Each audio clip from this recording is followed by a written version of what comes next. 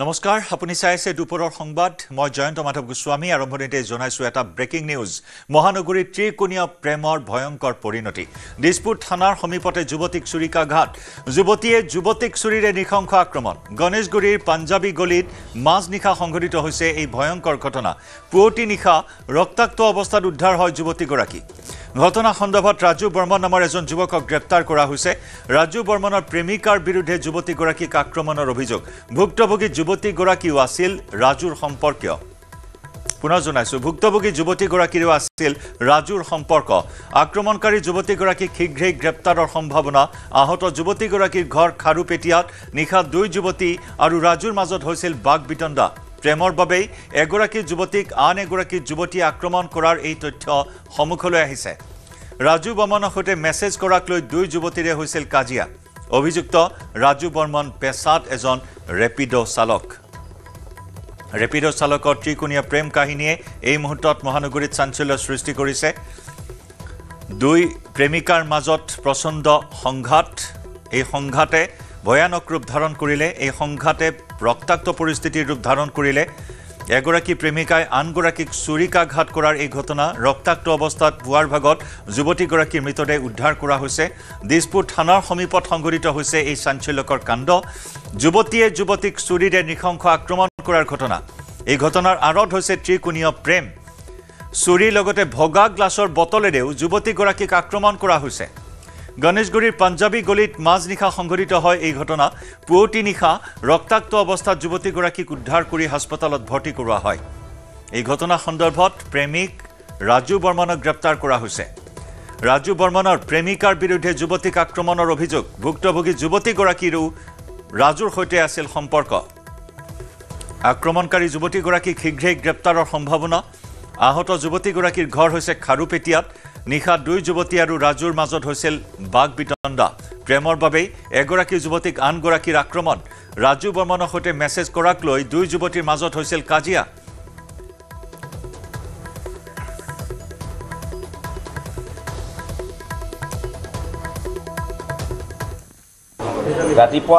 আজি ৰাতিপুৱা 4:30মান বজাত এজনী মৰ্ণিং ৱাক কৰা মহিলাই আহি আমাৰ দিছপুৰ থানাত খবৰ দিয়ে যে এজনী ছোৱালী ষ্টেবিং হৈ পৰি আছে অলপ আনকনচিয়াছ ষ্টেটত আপোনাৰ পাঞ্জাবী গলি দিছপুৰ আমাৰ গণেশগুৰিৰ ওচৰতে পাঞ্জাবী গলিত গতিকে সেইটো লগে লগে আমাৰ দিছপুৰ থানাৰ আৰক্ষী এটা দল যায় অফিচাৰ যায় তেওঁলোকে ছোৱালীজনীক ৰিকভাৰ কৰি জি এম চি লৈ পঠাই দিলে ট্ৰিটমেণ্টৰ কাৰণে আৰু তাৰপিছত এই ষ্টেবিংটোৰ লগত জড়িত যিজন ল'ৰা আছে তাৰ নাম হৈছে ৰাজু বৰ্মন সেই ৰাজু বৰ্মন তাৰ ঘৰ হৈছে নলবাৰী বৰ্ণিত ল'ৰাজনক লগে লগে মানে কৰায়ত্ব কৰা হয় কৰায়ত্ব কৰি তেখেতক এতিয়া বৰ্তমান সোধপোছ চলি আছে ছোৱালীজনী মেইনলি কঁকালত আঘাত পাইছে আৰু অলপমান হেড ইঞ্জুৰি এটা আছে তেখেতৰ ট্ৰিটমেণ্ট কৰিছে আৰু ইতিমধ্যে আপোনাৰ জি এম চি এছৰ পৰা ৰিলিজ কৰিছে তেওঁ বৰ্তমান আউট অফ ডেঞ্জাৰ সেইটো আপোনাৰ ৰাতি তাই আৰু দুজনী ছোৱালী আপোনাৰ ৰাজু বৰ্মনৰ লগত কিবা এটা তৰ্কাতৰ্কিত লিপ্ত হয় পাঞ্জাবী গলিত তাৰপাছত ৰাজু বৰ্মনে ষ্টেবিং কৰি দিয়ে মানে চুৰি এখনেৰে সানি দিয়ে তাৰপাছত সেইটোৱে ঘটনা বাকী এতিয়া আমি তদন্ত কৰি আছোঁ সোধপোছ কৰি আছোঁ ছোৱালীজনীকো আমি এতিয়া সোধপোছ কৰিম কি কাৰণে এইটো ঘটনা হ'বলৈ পালে সেইটো পাছতহে ওলাব ৰাজু ল'ৰাটো সচৰাচৰ মানে সি হৈছে এটা ৰেপিডো ড্ৰাইভাৰ এই ৰেপিডো ড্ৰাইভাৰটোৰ লগত তেওঁলোকে কেনেকৈ চিনাকি হ'ল কি হ'ল এইবিলাক এতিয়া আমি সোধপোছ কৰি উলিয়াই আছোঁ ঘটনাটো মোক ক্লিয়াৰ কৰি মোক ঘটনাটো কোৱা নাই হেঁতে বুজি পাইছা না এনেকুৱা শুনিছোঁ তাই ঘৰৰ পৰা পলাই আহিছে অহাৰ পিছত ল'ৰাকেইটা এনেকুৱা ধৰি কিনে তাইক মাৰিছে মোৰ ঘৰ মংগলবাৰ এতিয়া মই 6 মানত মোৰ লগত তাৰমানে সি ঘৰত আছে ঘৰৰ পৰা ডাইৰেক্ট পলাই আহিছে ৰাতিপুৱা ডাইৰেক্ট মোৰ ৰুমত যাই কিনে ভণ্টিজনী এনেকৈ মাৰিছে মেডিকেলত নাচনি যাই কিনে মোৰ ৰুমত লৈ ল'ৰা আছিল ছোৱালী আছিল ল'ৰা দুটা আছিল বুলি কৈছে ছোৱালী 3টা না 4টা বুলি কৈছে নামগিলা তাইয়ে জানে তাতে আছে চব ইয়াতে বোলে পিঠিত বোলে চুৰি মাৰিছে মোৰ ভণ্টি হয় কেতিয়া হৈছে ঘটনাটো এতিয়া কেতিয়া হৈছে সিহঁতে কৈ আছে কালিৰ কথা কৈ আছে এতিয়া ঘটনাটো বোলে আজি 3 দিনৰ আগৰ কথা এইটো কাজিয়াটো বোলে কি কাৰণত কাজিয়া আছিল বোলে ল'ৰাটো সেইটো মই নাজানো ৰাজু প্ৰেমিক আছিল নেকি বয়ফ্ৰেণ্ড আছিল এইটো তাইক খুদিব লাগিব মই ডাঙৰ বাইদেউ হয় মোকতো চব কথা শ্বেয়াৰ নকৰে ন আমাৰ সতীৰ্থ সাংবাদিক দীপাংকৰ দাসৰ সৈতে এই মুহূৰ্তত সংযুক্ত হৈছো দীপাংকৰ এই চাঞ্চল্যকৰ ঘটনা সন্দৰ্ভত আৰু কি তথ্য পোহৰলৈ আহিছে জয়ন্ত ভাষ্যবোৰ কিছু খেলি মেলি আছে কাৰণ ভুক্তভোগীয়ে আৰক্ষীক যিসমূহ বৰ্তমান স্বীকাৰোক্তি দিছে সঁচাকৈ খুব ভয়ংকৰ গোটেই ঘটনাটো আৰু আজি প্ৰায় অৰ্থাৎ মাজনিশা প্ৰায় 2-3 বজাৰ ভিতৰত এই ঘটনাটো সংঘটিত হৈছিল মাত্ৰ দিছপুৰ আৰক্ষী থানাৰ 100 মিটাৰ দূৰত্বত সংঘটিত হোৱা ঘটনাটোক লৈ এই মুহূৰ্তত চাঞ্চল্য অব্যাহত আছে আৰু যিগৰাকী ভুক্তভোগী যুৱতী এই যুৱতীগৰাকীৰ নাম আমি উল্লেখ কৰিব বিচাৰিছো যে মাৰ্জিনা বেগমৰ ঘৰ বেছিমাৰী খাৰুপেটীয়াত আৰু সেই যুৱতীগৰাকীৰ সৈতে প্ৰেমৰ সম্পৰ্ক আছিল ৰাজু বৰ্মনৰ আনফালে ৰাজু বৰ্মনে আন এগৰাকী যুৱতীৰ সৈতে সম্পৰ্ক ৰাখিছিল যিগৰাকী যুৱতীৰ নাম এই মুহূৰ্তত পোহৰলৈ আহিছে নিকি বড়ো বুলি আৰু নিকি বড়োয়ে গোটেই ঘটনাটো যুৱকজনৰ উপস্থিতিত যুৱকজনৰ চকুৰ সন্মুখতেই আক্ৰমণ কৰাৰ ঘটনাৰ তথ্য এই মুহূৰ্তত মাৰ্জিনা বেগমে আৰক্ষীক স্বীকাৰোক্তি দিছে অৰ্থাৎ এই মুহূৰ্তত নিকি বড়ো পলাতক অৱস্থাত আছে আৰু নিকি বড়োক বিচাৰি আৰক্ষীয়ে অভিযান আৰম্ভ কৰিছে তাৰ লগে লগে যিগৰাকী ৰাজু বৰ্মন নামৰ আমি যুৱকজনৰ আমি ফটো এখন দেখুৱাইছো এই মুহূৰ্তত এই যুৱকজনক বৰ্তমান দিছপুৰ আৰক্ষীয়ে গ্ৰেপ্তাৰ কৰিছে কাৰণ হত্যাত যি চেষ্টা চলোৱাৰ এটা অভিযোগ আহিব আৰু মাজনিশা গুৱাহাটীৰ মাজমজিয়াত এই ধৰণৰ এটা চাঞ্চল্যকৰ ঘটনাক লৈ আৰক্ষীয়ে জোৰদাৰ অনুসন্ধান আৰম্ভ কৰিছে আৰু এটা কেছ ৰেজিষ্টাৰ কৰিছে দিছপুৰ আৰক্ষীয়ে গোটেই ঘটনাটোৰ সন্দৰ্ভত ডিচিপি গৰাকীয়ে মন্তব্য দিছে আৰু ডিচিপি গৰাকীয়ে মন্তব্য দিছে প্ৰিলিমিনাৰী যিখিনি প্ৰাথমিক যি অনুসন্ধান চলাই তেওঁলোকে যি তথ্য লাভ কৰিছে তাৰে ভিত্তিত তেওঁ ভাষ্য প্ৰদান কৰিছে কিন্তু তাৰ উপৰিও যুৱতীগৰাকীয়ে এই মুহূৰ্তত যিসমূহ স্বীকাৰোক্তি বা যিসমূহ তেওঁ ষ্টেটমেণ্ট দিছে সেই ষ্টেটমেণ্ট সম্পূৰ্ণ বিপৰীত শিকনীয় এটা প্ৰেমৰ ভয়ংকৰ পৰিণতিৰ খবৰ আমি এই মুহূৰ্তত দৰ্শকসকলক দিছো আৰু এই গোটেই ঘটনাটো যিটো পাঞ্জাবী গলি বুলি কোৱা হয় অৰ্থাৎ দিছপুৰ থানাৰ পৰা খুব সমীপতেই উপাসনা পেলেচৰ সন্মুখত সমীপতে আছে গণেশ মন্দিৰ গতিকে দিছপুৰৰ প্ৰায় নিচেই কাষতে ঘটনাটো প্ৰায় আজি মাজনিশা সংঘটিত হৈছিল আৰু পুৱতি নিশা প্ৰাতঃ ভ্ৰমণৰ বাবে ওলাই অহা এগৰাকী মহিলাই আৰক্ষীক খবৰ দিছিলে মহিলাগৰাকী কল্পনা সিনহা বুলি আমি জানিছো অভিযোগকাৰী তেওঁৰ স্বীকাৰোক্তি বা তেওঁৰ অভিযোগৰ ভিত্তিতে আৰক্ষীয়ে তাত গৈ অভিযান চলাই এই ৰক্তাক্ত অৱস্থাত যুৱতীগৰাকীৰ উদ্ধাৰ কৰি আৰক্ষীয়ে জিএমচি স্থললৈ প্ৰেৰণ কৰিছিল কিন্তু এই মুহূৰ্তলৈকে নিকি বড়ো পলাতক হৈ আছে নিকি বড়োৱে চুৰিৰে নহয় বটলেৰে আক্ৰমণ কৰিছে ভঙা বটলৰ গ্লাছেৰে আক্ৰমণ কৰিছে এই তথ্য পোহৰলৈ আহিছে গতিকে খুবেই নৃশংস গোটেই ঘটনা আৰু ইয়াৰ মাজত হয়তো পুৰাৰ আসক্তি নিশ্চয় থাকিব এইসমূহ বিষয়ক লৈ বৰ্তমান আৰক্ষীয়ে অনুসন্ধান আৰম্ভ কৰিছে আৰু মূল ঘটনাৰ সূত্ৰপাতেই হৈছে যে বয়ফ্ৰেণ্ডক মেছেজ কৰা অৰ্থাৎ হোৱাটছএপত মেছেজ কৰিছিল আৰু তাৰ প্ৰতিশোধ হিচাপে লৈ নিকি বড়োৱে ৰাজু বৰ্মনৰ উপস্থিতিতে আক্ৰমণ কৰাৰ তথ্য এই মুহূৰ্তত পোহৰলৈ আহিছে আৰক্ষীয়ে চিচিটিভি পৰীক্ষা কৰিছে যদি চিচিটিভি ভিজুৱেল আমাৰ হাতত আহি আমি যদি লাভ কৰোঁ তেতিয়াহ'লে দৰ্শকসকলক দেখুৱাম গোটেই ছবিখন স্পষ্ট হৈ পৰিব কিন্তু গোটেই ঘটনাটোক লৈ বৰ্তমান আৰক্ষীয়ে জোৰদাৰ অনুসন্ধান আৰম্ভ কৰিছে জয়ন্ত ধন্যবাদ দীপাংকৰ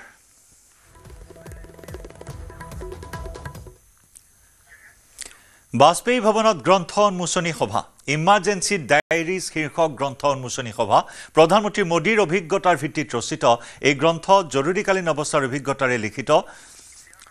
ব্লুক্ৰাফ্ট ডিজিটেল ফাউণ্ডেশ্যনে সংকলন কৰা গ্ৰন্থখন উন্মোচন কৰে মুখ্যমন্ত্ৰী হিমন্ত বিশ্ব শৰ্মাই পোনপটীয়া সম্প্ৰচাৰ বাজপেয়ী ভৱনৰ পৰা ফকৰুদ্দিন আলী আহমেদো তেখেতৰ নিজৰ মানুহ আছিলে আৰু কেবিনেটখনো ইয়েছ মেন কেবিনেট আছিলে তাত না কোৱাৰ কেবিনেট নাছিলে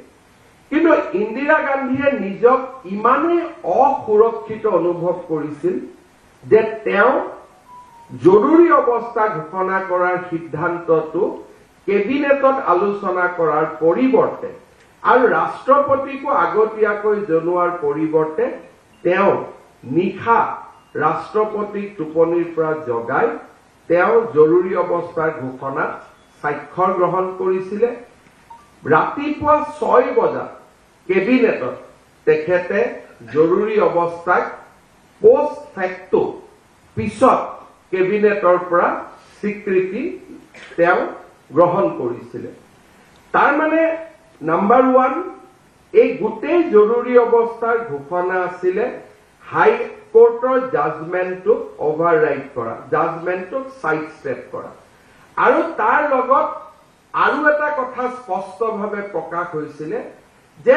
গান্ধী পৰিবাৰে বা গান্ধী ফেমিলিয়ে নিজৰ বাদে কাকো বিশ্বাস কৰিবলৈ তেওঁলোক সক্ষম নহয় they are not a team player কেবিনেটখন সৰু কেবিনেট মাতি আনি আলোচনা কৰিও একেই সিদ্ধান্ত হ'লহেঁতেন কিন্তু নিজৰ লগত থকা মানুহখিনিকে তেওঁলোকে ডিষ্ট্ৰাষ্ট কৰে আৰু কাকো তেওঁলোকে বিশ্বাসত ল'বলৈ ৰেডি নহয় পৰৱৰ্তী সময়তো ইন্দিৰা গান্ধীৰ পৰা আৰম্ভ কৰি আজিলৈকে আমি যদি কংগ্ৰেছ দলৰ ইতিহাসত চাওঁ সিদ্ধান্ত গান্ধী পৰিয়ালৰ মানুহকেইজনৰ মাজত হ'ব আৰু সিদ্ধান্ত ইমপ্লিমেণ্ট কৰিবৰ বাবে পৰৱৰ্তী সময়তহে কংগ্ৰেছ দল বা চৰকাৰৰ প্ৰয়োজনীয়তা হ'ব জৰুৰী অৱস্থা ঘোষণা কৰাৰ পিছত প্ৰধানমন্ত্ৰী ইন্দিৰা গান্ধীয়ে জৰুৰী অৱস্থাক জাষ্টিফাই কৰিবৰ বাবে তেখেতে বহুবিলাক কাম হাতত লৈছিল সময়ত কাৰ্যালয়ত আহিব লাগিব আমাৰ সন্তান জন্মৰ বিৰুদ্ধে যিটোক আমি আজিকালি ট্ৰিটমেণ্ট কৰো বা আমি যিটো ষ্টেৰিলাইজেশ্যন কৰো তেওঁ তেনেকে বিভিন্ন সিদ্ধান্ত হাতত লৈছিল আৰু টু জাষ্টিফাই দ্য ইমাৰ্জেঞ্চিটো দিছিলে নিজৰ চকীখন ৰক্ষাৰ কৰাৰ কাৰণে আৰু ইমাৰ্জেঞ্চিটো জাষ্টিফাই কৰাৰ বাবে তেওঁ কৰবাত গৈ উচ্ছেদ অভিযান কৰবাত তেওঁ ষ্টেৰিলাইজেশ্যন কৰবাত কোনোবাই যদি কৰবাত চাউল গুদামত ৰাখিছে ব্যৱসায়ীসকলক আহি গ্ৰেপ্তাৰ কৰি তেওঁ এটা মানসিকতা নিৰ্মাণৰ চেষ্টা কৰিছিল যে জৰুৰী অৱস্থা মই সাধাৰণ মানুহৰ কাৰণে দিছো আৰু এই জৰুৰী অৱস্থাই ৰাষ্ট্ৰৰ কল্যাণ কৰিব ৭৭ত যেতিয়া নিৰ্বাচন হ'ল ৰাষ্ট্ৰই এই কথাক প্ৰত্যাখ্যান কৰিলে আৰু ৰাষ্ট্ৰই স্পষ্টভাৱে জনাই দিলে যে জৰুৰী অৱস্থা ঘোষণাৰ সিদ্ধান্তৰ লগত ৰাষ্ট্ৰ একমত নহয় আৰু যথেষ্ট এনেকুৱা ধৰণৰ আমি যাক গিমিপিক বুলি কওঁ বা সস্তীয়া জনপ্ৰিয়তাৰ কাৰণে কৰা কাম কওঁ এনেকুৱা বহুত কাম কৰাৰ পিছতো ইন্দিৰা গান্ধীয়ে ৰাইজৰ সমৰ্থন লাভ কৰিবলৈ বিফল হয় আৰু ৭৭ চনত প্ৰথমবাৰৰ বাবে মোৰাৰজী দেশাইৰ নেতৃত্বত ভাৰতৰ ইতিহাসত এখন অনা কংগ্ৰেছী চৰকাৰ গঠন হয় চাহ আয়োগ গঠন হৈছিলে চাহ আয়োগৰ ঘটনা যি শুনানি হৈছিলে সেই সমগ্ৰ শুনানিৰ দস্তাবেজ আৰু দলিলত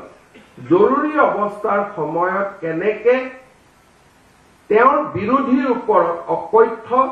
অমানৱীয় অত্যাচাৰ কৰা হৈছিল তাৰ বিষয়ে বিস্তৃত বৰ্ণনা দিয়া হৈছে প্ৰেছ চেঞ্চৰশ্বিপৰ পৰা আৰম্ভ কৰি মিছাৰ দৰে আইনৰ জৰিয়তে জয়প্ৰকাশ নাৰায়ণ অটল বিহাৰী বাজপেয়ী লালকৃষ্ণ আদৱানী মোৰাৰজী দেশাইৰ দৰে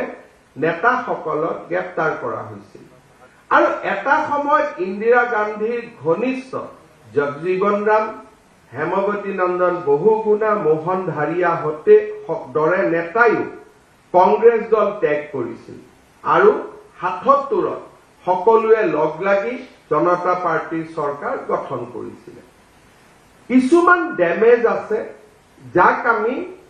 ঘটনাৰ ৬ মাহ ২ বছৰ পিছত আমি তাক ৰিপেয়াৰ কৰিব পাৰোঁ কিন্তু এনেকুৱা ঘটনাই ৰাষ্ট্ৰৰ জীৱনত কিছু কথা এৰি থৈ যায় তাক বহু দিনলৈ পুনৰ বিবেচনা কৰা সম্ভৱ নহয় প্ৰধানমন্ত্ৰী ইন্দিৰা গান্ধীয়ে দেশৰ জৰুৰী অৱস্থাৰ সময়ত আমাৰ সংবিধানত তেখেতে সংশোধনী আনিছিল আৰু সেই সংশোধনীৰ জৰিয়তে আমাৰ সংবিধানৰ যিটো প্ৰস্তাৱনা আছিলে সেই প্ৰস্তাৱনাটোক তেখেতে সম্পূৰ্ণৰূপে পৰিৱৰ্তন কৰিছিল ১৯৭৫ চনৰ আগত আমাৰ দেশৰ যিটো সংবিধানৰ প্ৰস্তাৱনা আছিল তাত কোৱা হৈছিল we the people of India having solemnly resolved to constitute India into a sovereign democratic republic অৰ্থাৎ সাৰ্বভৌমত্ব আমি এখন গণতান্ত্ৰিক গণৰাজ্য সাৰ্বভৌমত্ব গণতান্ত্ৰিক গণৰাজ্য এ নেশ্যন sovereign democratic আৰু ৰিপাব্লিক কিন্তু তেখেতসকলে যি সময়ত ইন্দিৰা গান্ধী জৰুৰী অৱস্থা ঘোষণা কৰিছিল ইন্দিৰা গান্ধীয়ে 1976 চনত 42nd amendment of the constitution লৈ আহিছিল আৰু তাত তেখেতে দুটা শব্দ যোগ কৰিছিল socialism আৰু secularism এই দুইটা শব্দই ভাৰতবৰ্ষৰ সংবিধানখনৰ প্ৰতি পৰৱৰ্তী সময়ত মানুহৰ দৃষ্টিভংগীৰ পৰিৱৰ্তন ঘটায় আৰু আমাৰ ৰাষ্ট্ৰ জীৱনত এক বিৰাট ক্ষতি সাধন কৰে প্ৰথম কথা যে ভাৰতৰ যিটো সামাজিক গাঁথনি আছিলে 5000 বছৰীয়া যিটো সামাজিক গাঁথনি আছিলে বা মহামানৱ মহাত্মা গান্ধীয়ে স্বাধীনতা আন্দোলনৰ সময়ত যি অৰ্থনৈতিক আদৰ্শৰ কথা তেখেতে উল্লেখ কৰিছিলে গান্ধীজীয়ে কেতিয়াও সমাজবাদৰ কথা উল্লেখ কৰা নাছিল কাৰণ সমাজবাদৰ ধাৰণাটো ৰাছিয়া চাইনা আন দেশত উৎপত্তি হোৱা ভাৰতত সমাজবাদৰ ধাৰণা কেতিয়াও নাছিল ভাৰতবৰ্ষৰ যিটো ইকনমিক প্ৰিন্সিপল আছিল মহাত্মা গান্ধীয়ে তাক ট্ৰাষ্টিশ্বিপ বুলি কৈছিল যে ধনী মানুহসকলে দুখীয়াসকলৰ ন্যায় ৰক্ষক হ'ব মই যদি উপাৰ্জন কৰিছো সেই উপাৰ্জনৰ ধন মই দৰিদ্ৰসকলৰ বাবে বিনিয়োগ কৰিম পণ্ডিত দীনদয়াল উপাধ্যায়ে একান্ত মানৱতাবাদৰ কথা কৈছিলে বিনুৱাভাৱে সৰ্বোদয়ৰ কথা কৈছিল আমাৰ ভাৰতীয় সভ্যতাত কোনো এজন মনীষীয়ে কেতিয়াও সমাজবাদৰ ধাৰণাটো আনা নাছিল সমাজবাদ হৈছে ই এক প্ৰকাৰ ক'ব গ'লে the ideology is based on conflict আমি সমাজবাদৰ ধাৰণাত বহু দিনলৈ পাব্লিক সেক্টৰক ইকনমিক প্ৰিন্সিপল হিচাপে ধৰি লোৱাৰ কাৰণে আমি বিভিন্ন ৰাষ্ট্ৰৰ লগত প্ৰতিযোগিতাত পিছ পৰি গলো আৰু যি সময়ত ভাৰত আত্মনিৰ্ভৰ হোৱাৰ প্ৰয়োজনীয়তা আছিল সেই সময়ত আমি সমাজবাদৰ আদৰ্শৰে আৰু সমাজবাদক বাওপন্থী লোকসকলে বহু পৰিমাণে কমিউনিজমৰ লগত এক পজিটিভ কম্পাৰিজন কৰিবলৈ আৰম্ভ কৰাৰ কাৰণে ভাৰতবৰ্ষৰ যি প্ৰতিযোগিতামূলক পৰিৱেশ আছিলে ভাৰতবৰ্ষৰ যি আমাৰ মানুহৰ কেপেবিলিটিজ আছিলে তাক আমি কেতিয়াও আগবঢ়াই লৈ যাবলৈ সক্ষম হোৱা নাছিলো আৰু এই সমাজবাদৰ ধাৰণাটোক যিটো ভাৰতীয় সংবিধানত দিয়া হৈছিল তাক বিজেপিয়ে ডিমলিছ কৰিবলগীয়া নহল কংগ্ৰেছ দলে প্ৰধানমন্ত্ৰী নৰসিংহ ৰাও আৰু ডক্টৰ মনমোহন সিঙে নিজে সমাজবাদৰ ধাৰণাটোক ডিমলিছ কৰিলে আৰু তেওঁলোকে আমাৰ অৰ্থনীতিত উদাৰবাদ লৈ আহিলে বিজেপিয়ে ইন্দিৰা গান্ধীৰ ধাৰণাটোক চ্যালেঞ্জ কৰা নাছিলে কাৰণ কৰাৰ সুবিধা নাছিল আমি চৰকাৰত নাছিলো but entire principle of socialism the concept of socialism was demolished by the Congress party itself যেতিয়া উদাৰবাদ লৈ অহা হ'ল নৰসিংহ ৰাও ডক্টৰ মনমোহন সিঙৰ নেতৃত্বত আটাইকেইটা চৰকাৰ নৰসিংহ ৰাও চৰকাৰ আৰু ইউপিএ 1 and 2 এই দুই তিনিওটা চৰকাৰতে সমাজবাদৰ ধাৰণাটো পাহৰণিৰ গৰ্ভলৈ লৈ যোৱা হ'ল দেশত উদাৰবাদ অৰ্থনৈতিক উদাৰবাদ তেখেতসকলে লৈ আহিলে বোকাখাটৰ গ্ৰেনেড আক্ৰমণৰ মূল অভিযুক্তক গ্ৰেপ্তাৰ কৰা হৈছে মূল অভিযুক্ত অংকুৰ দাসক গ্ৰেপ্তাৰ বোকাখাট আৰক্ষীৰ নিশা ডেৰগাঁৱৰ পৰা পলাতক অংকুৰক গ্ৰেপ্তাৰ কৰা হয় ধৃত অংকুৰক আৰক্ষীৰ মাৰাথন জেৰা অংকুৰৰ দুই ভাতৃকো গ্ৰেপ্তাৰ কৰে আৰক্ষীয়ে সিআৰপিএফ কেম্পত গ্ৰেনেড আক্ৰমণৰ অভিযোগত এই পৰ্যন্ত 6 অভিযুক্তক গ্ৰেপ্তাৰ কৰা হৈছে পূৰ্বে গ্ৰেপ্তাৰ কৰা হৈছিল আন 5 অভিযুক্তক বোকাখাটৰ ৰূপজ্যোতি দাস অংকুৰ দাস তেজপুৰৰ পৰা ভৱেশ কলিতা লখিমপুৰৰ পৰা সঞ্জীৱ বৰুৱা আৰু অংকুৰৰ দুই ভাতৃক গ্ৰেপ্তাৰ কৰিছে আৰক্ষীয়ে অংকুৰ দাসৰ দুই ভাতৃ পংকজ দাস আৰু কাকু দাসক গ্ৰেপ্তাৰ কৰি ইতিমধ্যেই প্ৰেৰণ কৰা হৈছে জেললৈ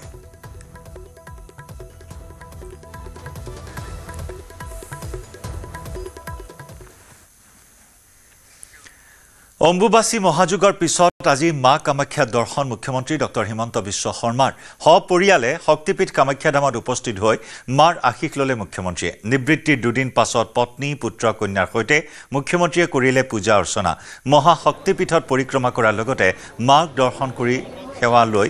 আন ভক্তৰ সৈতে মত বিনিময় কৰে মুখ্যমন্ত্ৰী ডক্টৰ শৰ্মাই কামাখ্যা ধামত মাৰ আশীষ লোৱাৰ লগতে আন ভক্ত তথা দৰ্শনাৰ্থীৰ সৈতে সেলফি উঠি হাঁহি ধেমালিৰে কিছু সময় পাৰ কৰিলে মুখ্যমন্ত্ৰীয়ে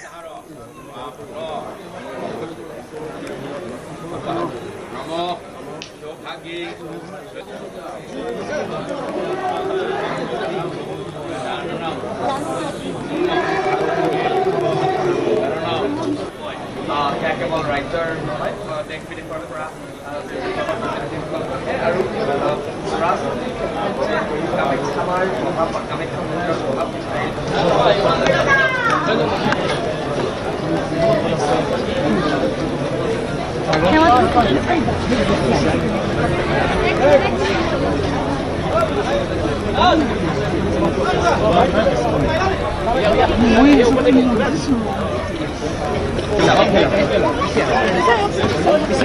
কামাখ্যা মাৰ দৰ্শন কৰিবলৈ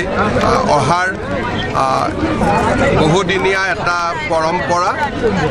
অম্বুবাচী যদিও দুদিন আগতে হৈ গ'ল জনসমাগমৰ প্ৰতি লক্ষ্য ৰাখি বা মানুহৰ কষ্ট হ'ব বুলি অম্বুবাচীৰ ঠিক পিছতে মই অহা নাছিলোঁ আজি মহামায়াৰ দৰ্শন লোৱাৰ সৌভাগ্য হ'ল সপৰিয়ালে আহি মা কামাখ্যাক প্ৰণাম সেৱা কৰিলোঁ অসমবাসীৰ কল্যাণ কামনা কৰিলোঁ সকলোৰে মংগল কামনা কৰিলোঁ আৰু এই বছৰ অম্বুবাচী মেলা খুব ধুনীয়াকৈ পাৰ কৰি নিয়াৰ বাবে মই আমাৰ মন্দিৰ কমিটি পৰ্যটন বিভাগৰ মন্ত্ৰী ৰঞ্জিত দাস ডাঙৰীয়া সকলোকে মই ধন্যবাদ জনাইছোঁ কাঁটা লগা গাৰ্ল খ্যাত শেফালী জাৰিৱালা আৰু নাই শুকুৰবাৰে নিশা হৃদক্ৰিয়া বন্ধ হৈ মৃত্যু হয় শেফালী জাৰিৱালাৰ মাত্ৰ 42 বছৰ বয়সতে মুম্বাইৰ এখন হাস্পতালত শেষ নিশ্বাস ত্যাগ কৰে জনপ্ৰিয় মডেল তথা অভিনেত্ৰীগৰাকীয়ে শুকুৰবাৰে নিশা হঠাৎ বুকুৰ বিষ অনুভৱ কৰিছিল 42 বছৰীয়া অভিনেত্ৰীগৰাকীয়ে তাৎক্ষণিকভাৱে পৰিয়ালৰ লোকৰ সৈতে স্বামী পৰাগ ত্যাগীয়ে মুম্বাইৰ আন্ধেৰীৰ এখন হাস্পতালত ভৰ্তি কৰোৱাইছিল শেফালীক কিন্তু হাস্পতালত উপস্থিত হোৱাৰ পিছতে শেফালীক মৃত ঘোষণা কৰে চিকিৎসকে ইপিনে জনপ্ৰিয় মডেল তথা অভিনেত্ৰীগৰাকীৰ অকাল বিয়োগত শোকস্তব্ধ হৈ পৰিছে সমগ্ৰ বলিউড শেফালী জাৰিৱালাৰ মৃত্যুক কোনেও সহজভাৱে ল'ব পৰা নাই শেফালীৰ আত্মীয় তথা অনুৰাগীৰ শোকেৰে ভৰি পৰিছে ছ'চিয়েল মিডিয়া 2002 চনত কাঁটা লগা শীৰ্ষক গীতটিৰ জৰিয়তে জনপ্ৰিয় হৈ পৰিছিল অভিনেত্ৰীগৰাকী এই গীতটোৰ জৰিয়তে নিশাৰ ভিতৰতে ষ্টাৰ হিচাপে পৰিচিতি লাভ কৰিছিল ইয়াৰ পিছতে কেইবাটাও মিউজিক এলবাম তথা ছবিত অভিনয় কৰিছে শেফালী জাৰিৱালাই শেহতীয়াকৈ বিগ বছ 13 আৰু নাচবল্লীয়ে পঞ্চম সংস্কৰণতো অংশগ্ৰহণ কৰিছিল কাঁটা লগা খ্যাত শেফালী জাৰিৱালাই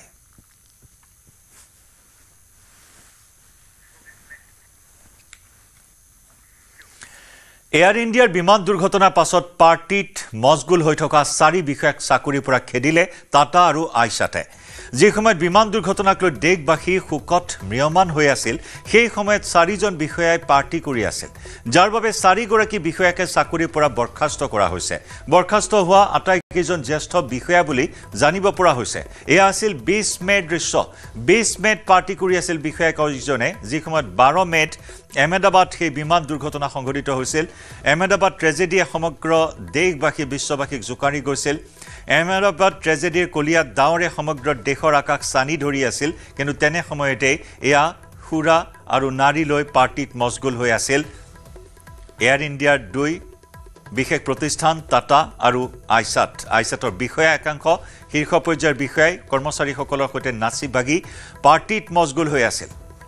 উল্লেখযোগ্য যে আইচাত কোম্পানীয়ে টাটাৰ বিমান সংস্থাক খাদ্য আৰু অন্যান্য সা-সুবিধা প্ৰদান কৰি আহিছে বৰখাস্ত হোৱা বিষয়াসকল টাটা আৰু আইচাতৰ দুজন ভাইচ প্ৰেছিডেণ্ট আৰু CEO বুলি প্ৰকাশ কৰা হৈছে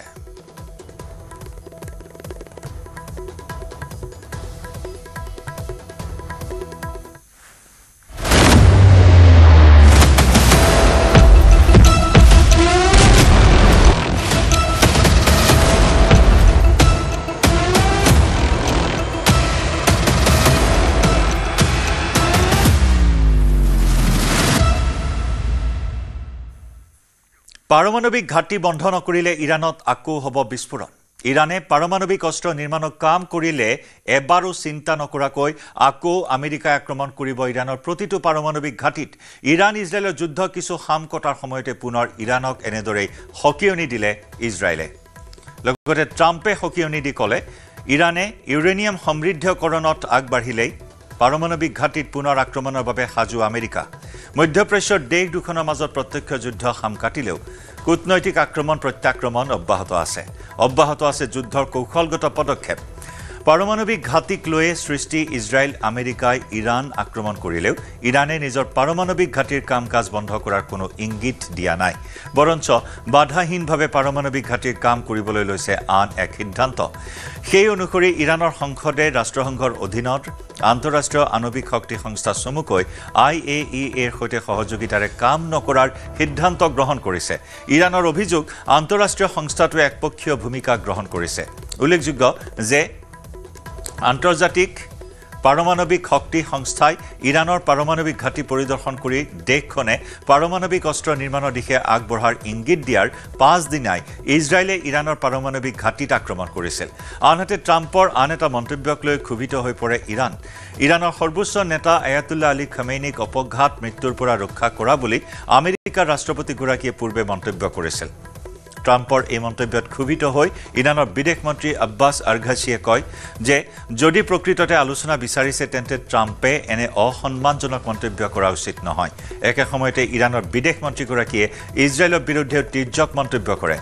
ইৰাণৰ মিছাইল আক্ৰমণৰ তীব্ৰতা সহ্য কৰিব নোৱাৰি ইজৰাইলে আমেৰিকাৰ শৰণাপন্ন হোৱা বুলি কটাক্ষ কৰে লগতে ইৰাণক পুনৰ জোকাই ল'লে ইৰাণে প্ৰকৃত শক্তি দেখুৱাবলৈ কুণ্ঠাবোধ নকৰো বুলিও হকিয়াই দিয়ে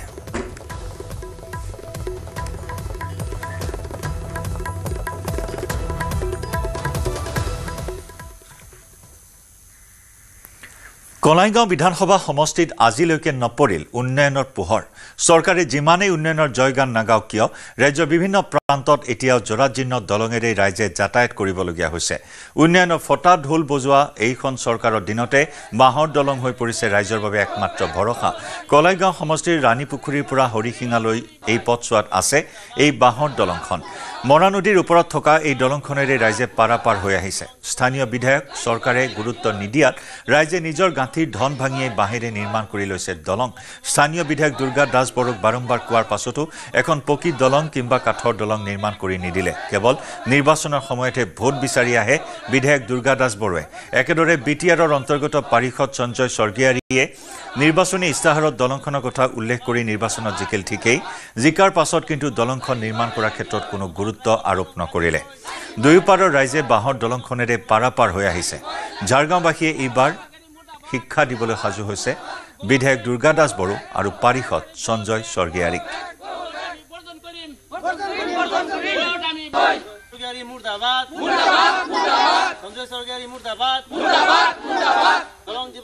উন্নয়ন আৰু বিকাশৰ বাৰ্তা লৈ প্ৰমোদ বড়োৱে বিটিচিৰ মসনদ দখল কৰিছিল আজিৰ পৰা 4 বছৰ আগতে আৰু সেই সময়ত প্ৰতিশ্ৰুতি দিছিল বিটিআৰখন এখন সুইজাৰলেণ্ড সদৃশ বিটিআৰ নিৰ্মাণ কৰিব আৰু সেই সুইজাৰলেণ্ড সদৃশ বিটিআৰৰ নমুনা মোৰ কেমেৰা সহযোগে দেখুৱাইছে এইটো হৈছে চাৰগাঁৱৰ ফলাবাৰী গাঁও আৰু এই ফলাবাৰী গাঁৱত এইটো মৰা নদীত এইখন এখন দলং বছৰ বছৰ ধৰি এই অঞ্চলৰ ৰাইজে তেওঁলোকে ভোটদান কৰি আহিছে কিন্তু ভোটদান কৰাৰ পিছত তেওঁলোকে কিন্তু তেওঁলোকৰ উন্নয়ন বুলিবলৈ একো নহল মোৰ লগত স্থানীয় কিছু সংগঠনৰ লগতে স্থানীয় লোক আছে তেওঁলোকৰ পৰা মই জানিব বিচাৰিম কিয় আপোনালোকৰ সমস্যাসমূহ কিয় গুৰুত্ব নিদিয়ে প্ৰমোদ বড়োৱে কৈছিল সুইজাৰলেণ্ড নিৰ্মাণ হয় আমি আজি যেটো ঝাৰগাঁও যেটো আপোনাৰ মৰা নদীৰ ওপৰত যেটো দলং আপোনালোকে গমে পাইছে এটো অলৰেডি আমাৰ সঞ্জয় স্বৰ্গীয়াৰীৰ ইস্তিহাৰত লিখা আছিল জেলিপিবদ্ধ আছিল যে এটো যে তেওঁ নিৰ্বাচন জয়ী হোৱাৰ পিছত এটো কৰিব কিন্তু তেওঁৰ ইস্তিহাৰ হিচাপত থাকিল তেওঁ কাৰ্যকৰী নকৰিলে তাৰ কাৰণে আমাৰ ৰাইজে এইটো অঞ্চলত যিমান ৰাইজ আছে প্ৰায় 2000তকৈ অধিক ৰাইজে এই দলঙৰ ওপৰত যাতায়াত কৰে তেওঁলোকে নিজাভাৱে দলং হাজিখানে তেওঁলোকে গৈ আছে ইয়াতে বহুতো ল'ৰা ছোৱালী স্কুলত যায় তেওঁলোকৰ বহুতো এক্সিডেণ্ট হৈছে গতিকে আৰু আৰু এটা যদি এটা ডেলিভাৰী কেছ থাকে তেওঁলোকে মানে যাবৰ কাৰণে বা এটা বেমাৰী এটা এইটো গাঁৱত মানে আহিব নোৱাৰে। বিটিআৰখনটো প্ৰমোদ বৰুৱাই ছুইজাৰলেণ্ড বনাম বুলি এতিয়া ছুইজাৰলেণ্ড বনাব তেওঁ কেনেকৈ আমাৰ ফালে আপোনালোকে নিশ্চয় চাইছে ছুইজাৰলেণ্ডত এনেকৈ যে দ গাঁত আছে ৰাস্তাত আৰু ছুইজাৰলেণ্ডত এনেকৈ বাঁহৰ মানে জুলুঙা দলং মানে যি জুলুঙাৰ নিচিনা পাৰি থাকে এইটো ছুইজাৰলেণ্ডত যদি আছে প্ৰমোদ বৰুৱা নিশ্চয় এইটো ছুইজাৰলেণ্ড বুলি কি ক'ব কেনেকুৱা সমস্যা কেনেকুৱা? আমাৰ সমস্যা সকলোৱে মাত মাতিছে আমি আৰু বেছি ক'বলগীয়া নাই কিন্তু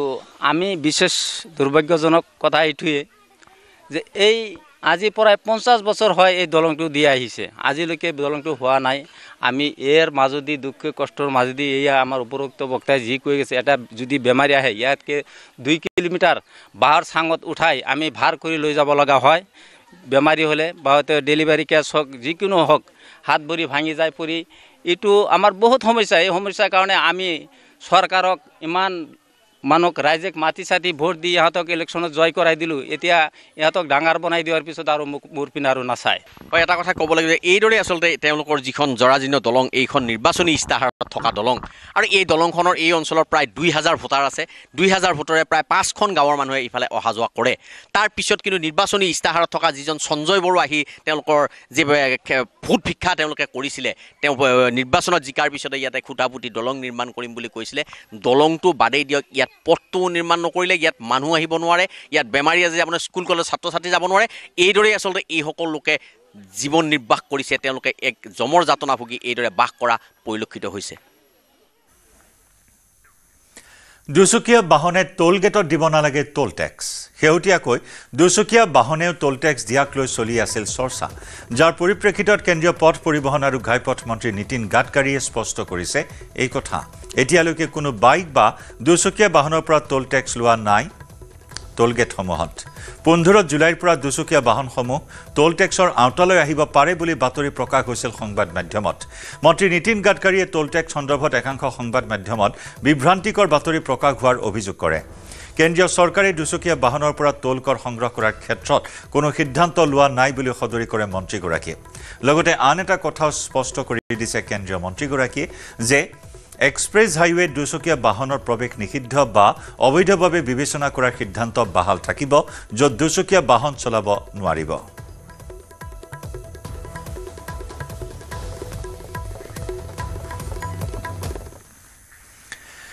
আপোনাৰ দৰে ইমান তলৰ শ্ৰেণীৰ সাংবাদিকক প্ৰশ্নৰ উত্তৰ নিদিও মন্ত্ৰী জয়ন্ত মল্ল বৰুৱাৰ মন্তব্যক লৈ এতিয়া সৃষ্টি হৈছে তুমুল প্ৰতিক্ৰিয়াৰ একাংশ সাংবাদিকক তলৰ শ্ৰেণীৰ সাংবাদিক বুলি কৰা অপমানসূচক মন্তব্যক লৈ প্ৰতিক্ৰিয়া এটা বিশেষ প্ৰতিষ্ঠানৰ প্ৰশ্নকৰ্তা সাংবাদিকক তলৰ শ্ৰেণীৰ সাংবাদিক আখ্যা দিছিল মন্ত্ৰী জয়ন্ত মল্ল বৰুৱাই প্ৰশ্নকৰ্তা সাংবাদিকক পঢ়া শুনা নাজানে বুলিও উপহাস কৰিছিল মন্ত্ৰীয়ে প্ৰশ্নৰ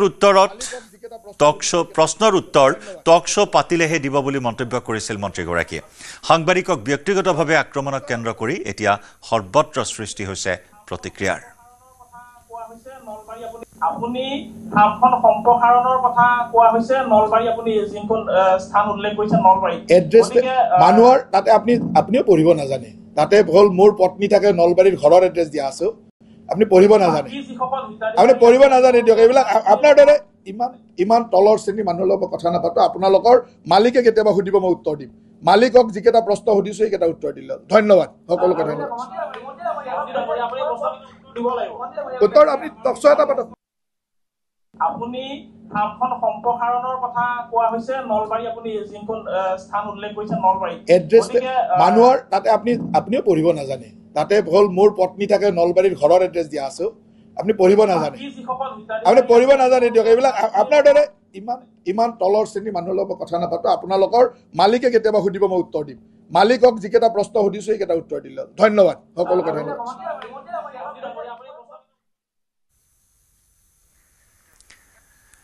বিগত এসপ্তাহ ধৰি হাৰাংগাজাও আৰু ডিটকছৰাৰ মাজত আবদ্ধ হৈ আছে শ শ গধুৰ বাহন জাতিংগা লামপুৰত ভূমিস্খলনৰ ফলত যাতায়াত ব্যাহত হোৱাৰ লগতে ঠায়ে ঠায়ে আবদ্ধ হৈ আছে যান বাহন প্ৰায় এসপ্তাহ ধৰি ৰাজপথত আবদ্ধ হৈ পৰাত বাহন চালকসকলৰ মাজত লাগিছে হাহাকাৰ এক প্ৰকাৰ খাদ্য সংকটত ভুগিছে দূৰণিবতীয়া বাহন চালকসকল নাই বিশুদ্ধ খোৱা পানী কিন্তু প্ৰশাসনৰ তৰফৰ পৰা কোনো দায়িত্ব লোৱা পৰিলক্ষিত হোৱা নাই ডিমা হাছাও জিলা প্ৰশাসনে কোনো ব্যৱস্থা গ্ৰহণ নকৰাৰ সময়তেই হাৰাংগা কোকৰাঝাৰ স্থানীয় পৰিষদ প্ৰতিনিধি আৰু পাৰ্বত্য সাহিত্য পৰিষদৰ EM অমেন্দু হুজাই আগুৱাই আহিছে অসহায় লোকসকলক সহায় কৰিবলৈ। অমেন্দু হুজাইয়ে নিজাববীয়াকৈ দিটকচৰাত প্ৰতিদিনে প্ৰায় 1000ৰো অধিক চালকক দিনে নিশাই খাদ্যৰ যোগান ধৰি আহিছে। বিগত 3 দিন ধৰি আবদ্ধ চালকসকলক খাদ্য যোগান ধৰিছে অমেন্দু হুজাইয়ে।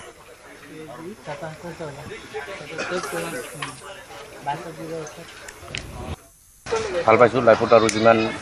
গাড়ী লাইনত চলিছোঁ মানে এনেকৈ খোৱাও নাছিলোঁ খাদ্যটো খাই ভাল লাগিছে তো বেয়া বুলি নকওঁ আমাৰ কাৰণে ধন্যবাদ। बढ़िया हम लोग बहुत दिन से फंसे हुए हैं आज 6 दिन हो गया। आज जगह ये डिमा हसाओ होता है डिस्ट्रिक्ट डिमा हसाओ बढ़िया खाना दिया है 1 नंबर बस इतना ही बोलना चाहता हूँ। শেহতীয়াকৈ ছ'চিয়েল মিডিয়াত ভাইৰেল হৈছে তিনিচুকীয়াৰ এগৰাকী বিশেষ মহিলা।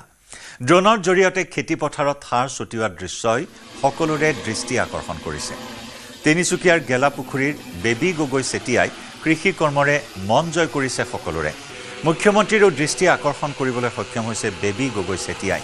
তিনিচুকীয়া জিলাত মুঠ 3 গৰাকী এনে কৃষি সখীৰ লগতে সমগ্ৰ অসমত মুঠ 18 গৰাকী কৃষি সখীক প্ৰশিক্ষণ প্ৰদান কৰিছে কৃষি বিভাগে। পৰিস্থিতিৰ সৈতে খাপ খাব পৰাকৈ কৃষিত উন্নত পদ্ধতি ব্যৱহাৰ কৰিবলৈ আগবাঢ়ি অহা বেবী গগৈ চেতিয়াক সহায় কৰিছে জিলা কৃষি বিভাগেও।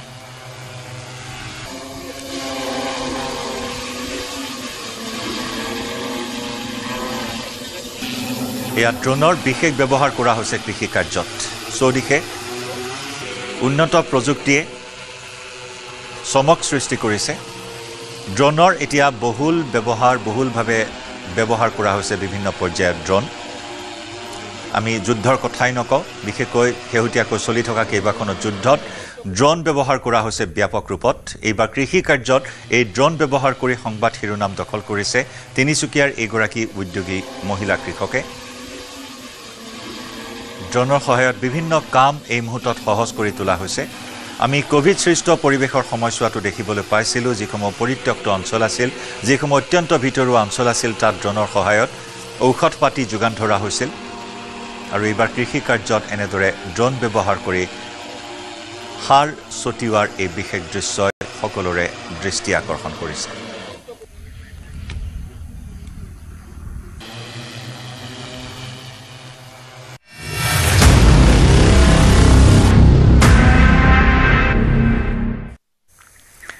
পঁচিছ জুন কলকাতাত সংঘটিত হৈছিল এটা চাঞ্চল্যকৰ ঘটনা। দক্ষিণ কলকাতা আইন মহাবিদ্যালয়ৰ এগৰাকী ছাত্ৰী বলি হৈছিল দলবদ্ধ ধৰ্ষণৰ। একেখন আইন মহাবিদ্যালয়ৰে 3জন ছাত্ৰই এগৰাকী ছাত্ৰীক দলবদ্ধ ধৰ্ষণ কৰাৰ গুৰুতৰ অভিযোগ উত্থাপন হৈছে। নিৰ্যাতিতাৰ অভিযোগৰ ভিত্তিত ইতিমধ্যেই আইন মহাবিদ্যালয়খনৰ 3 ছাত্ৰক পশ্চিমবংগ আৰক্ষীয়ে গ্ৰেপ্তাৰ কৰিছে। ইয়াৰ ভিতৰত এজন আইন মহাবিদ্যালয়ৰ প্ৰাক্তন ছাত্ৰ। বুধবাৰে ধৰ্ষণ কাণ্ডত কলকাতাৰ কসবা থানাত লিখিত অভিযোগ দাখিল কৰিছিল নিৰ্যাতিতা ছাত্ৰীগৰাকীয়ে। আৰক্ষীয়ে তাৎক্ষণিকভাৱে অভিযান চলাই বৃহস্পতিবাৰে 2 ধৰ্ষণকাৰীক গ্ৰেপ্তাৰ কৰে। মাজনিশা আনজন ধৰ্ষণকাৰীক গ্ৰেপ্তাৰ কৰিছে। এগৰাকী প্ৰাক্তন ছাত্ৰী আৰু 2জন কৰ্মচাৰীয়ে উত্থাপন কৰিছিল ধৰ্ষণৰ অভিযোগ। অভিযোগ অনুসৰি দক্ষিণ কলকাতা আইন মহাবিদ্যালয়ৰ চৌহদৰ ভিতৰতে সংঘটিত হৈছিল ধৰ্ষণ কাণ্ড। 25 জুনৰ সন্ধিয়া 7 বজাৰ পৰা নিশা 10:50 ভিতৰত সংঘটিত হৈছিল সেই নিকৃষ্ট কাণ্ড। কলকাতা আৰক্ষীয়ে ঘটনাস্থলীক ঘেৰি ৰাখিছে তদন্তৰ খাতিৰত। পৰ্যাপ্ত নিৰাপত্তাৰক্ষী মোতায়েন কৰিছে দক্ষিণ কলকাতা আইন মহাবিদ্যালয়ৰ ঘটনাস্থলীত। ফৰেঞ্চিকৰ দলে ঘটনাস্থলীৰ পৰা নমুনা সংগ্ৰহ কৰিছে। আইন মহাবিদ্যালয়ৰ চৌহদতে সংঘটিত হৈছে ধৰ্ষণ কাণ্ড আৰু যাক লৈ এতিয়া তীব্ৰ প্ৰতিক্ৰিয়াৰ সৃষ্টি হৈছে কলকাতাত। ছাত্ৰীগৰাকীৰ ন্যায়ৰ দাবীত ক্ৰমাৎ উত্তাল হৈ পৰিছে কলকাতাৰ পৰিৱেশ। পশ্চিমবংগৰ মহিলা আয়োগে এই সম্পৰ্কত দোষীক কঠোৰ শাস্তি বিহিবলৈ আৰক্ষী সঞ্চালক প্ৰধানলৈ পত্ৰ প্ৰেৰণ কৰিছে। 72 ঘণ্টাৰ ভিতৰত ঘটনা তদন্ত কৰাৰো দাবী জনাইছে পশ্চিমবংগ আৰক্ষীক। 3 ধৰ্ষণকাৰী প্ৰাক্তন ছাত্ৰ মনোজিত মিশ্ৰ বৰ্তমান আইন মহাবিদ্যালয়খনত অধ্যয়নৰত প্ৰমিত মুখোপাধ্যায় আৰু জেব আহমেদক গ্ৰেপ্তাৰ কৰা হৈছে। 2024 চনত কলকাতাৰ প্ৰখ্যাত আৰজি কৰ চিকিৎসা মহাবিদ্যালয় হাস্পতালত সংঘটিত হৈছিল নিকৃষ্ট ধৰ্ষণ কাণ্ড। পুনৰ আইন মহাবিদ্যালয়ত সংঘটিত হোৱাৰ ধৰ্ষণৰ ঘটনাৰ পাছতে নাৰী নিৰাপত্তাক লৈ প্ৰশ্ন উত্থাপন হৈছে পশ্চিমবংগকে ধৰি সমগ্ৰ দেশত।